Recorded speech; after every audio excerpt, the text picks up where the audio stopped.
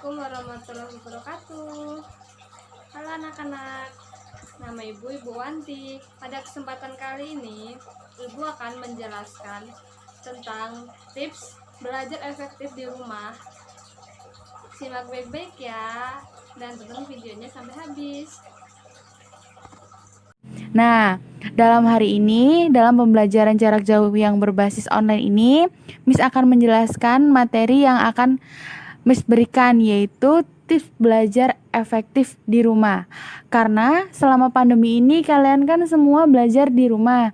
Jadi Miss tuh akan membagikan tips supaya belajarnya itu tetap enjoy, tetap menyenangkan, walaupun dengan jarak jauh tanpa bertatap muka secara langsung. Ya, sebelum belajar dimulai, alangkah baiknya kita berdoa terlebih dahulu. Berdoa selesai. Nah, anak-anak yang salih dan salihah, Miss membagikan tips belajar efektif di rumah. Nah, tips yang pertama yaitu belajar di waktu yang tepat. Belajar di waktu yang tepat itu gimana ya? Jadi, belajar di waktu yang tepat itu adalah belajar di rumah membuat waktu belajar yang lebih fleksibel. Anak-anak bisa mengatur jam belajar sesuka hati. Namun yang perlu diperhatikan, pilihlah waktu belajar di mana kalian bisa fokus untuk memahami materi. Jadi anak-anak sendiri yang menentukan waktu yang tepat untuk kiranya belajar. Nah, kemudian yang kedua, sediakan tempat yang nyaman untuk belajar.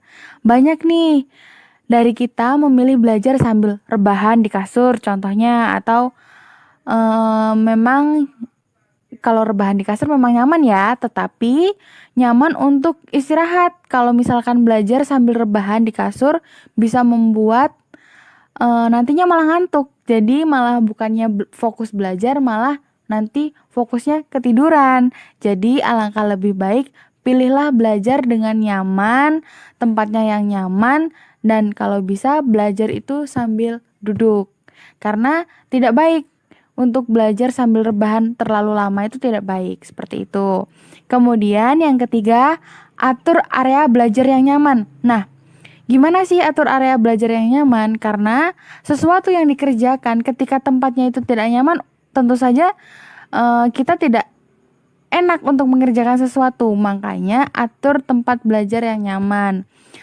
Belajar sambil rebahan memang menyenangkan, tapi yakin bisa memahami materi dengan rebahan? Tentu Miss pikir gak bisa ya. Ya, sebaiknya kalian harus mengatur ruangan atau area belajar agar lebih nyaman saat belajar. Area yang nyaman akan membuat anak-anak lebih fokus untuk belajar. Kemudian yang keempat, sediakan alat-alat yang digunakan untuk belajar. Nah, jadi anak-anak sebelum belajar ini harus menyediakan dulu nih alat-alat apa aja yang akan disediakan. Contoh materi buku-buku materi pelajarannya, atau kamus, atau kalkulator, pokoknya alat penunjang untuk belajar agar belajar itu tidak terganggu gitu. Kemudian yang kelima, nih, pastikan koneksi internet yang baik. Nah, di masa pandemi sekarang ini kita butuh sekali nih koneksi internet yang baik. Nah, untuk itu sebelum kalian belajar lewat online, pastikan dulu nih paket datanya, koneksi internetnya sudah terhubung dengan baik atau belum. Nah, kemudian koneksi internet yang baik akan memudahkan anak-anak untuk tetap terhubung dengan guru saat belajar dari rumah. Kemudian yang keenam, sediakan cemilan. Nah, sediakan cemilan ini maksudnya kegiatan belajar tentunya akan membuat tenaga terkuras. Ya. Meskipun secara fisik tak banyak bergerak, tetapi belajar menguras tenaga. Karena berpikir supaya tetap semangat dan tak lelah saat belajar. Sediakan cemilan yang cukup ya. Tapi ingat, belajar lebih baik duduk, dan ingat kalau makan itu harus duduk, gak boleh berdiri ataupun rebahan. Ya anak-anak yang salih dan salihah. Kemudian yang ketujuh, nah, jauhkan benda yang menurut Anda atau menurut anak-anak itu kurang fokus. Jadi kalau belajar di rumah pasti tak akan luput dari ganggu-gangguan. Iya, pasti. Seperti adanya TV, adanya mainan dan lain sebagainya. Jadi ketika belajar disisihkan dulu tuh, ya. Kemudian yang kedelapan, pastikan ruanganmu punya pencahayaan yang maksimal supaya mata dan kepalanya tidak pusing. Jadi kalau misalkan nih belajar di tempat yang redup atau pencahayaannya kurang, pasti belajarnya juga tidak nyaman. Jadi kondisikan lampu penerangan itu bisa untuk fokus belajar. Kemudian yang kesembilan, yang terakhir ini ya. Jadi cari tahu cara belajar yang sesuai. Nah, tipe anak-anak belajar kan berbeda-beda tentunya.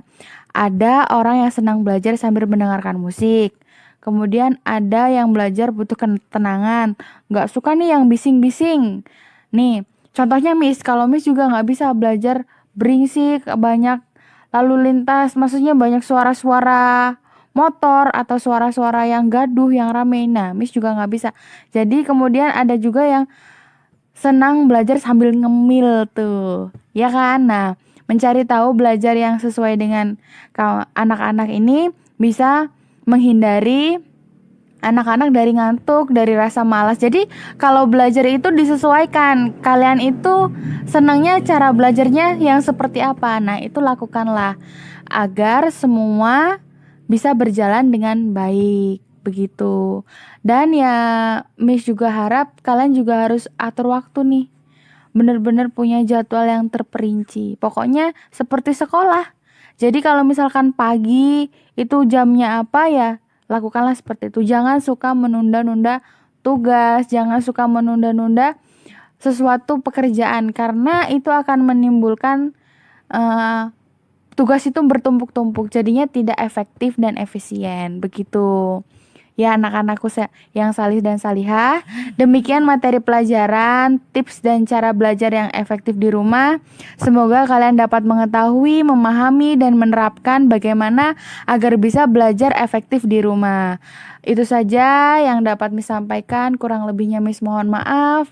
Dan semoga kalian selalu dalam lindungan Allah Subhanahu wa Ta'ala.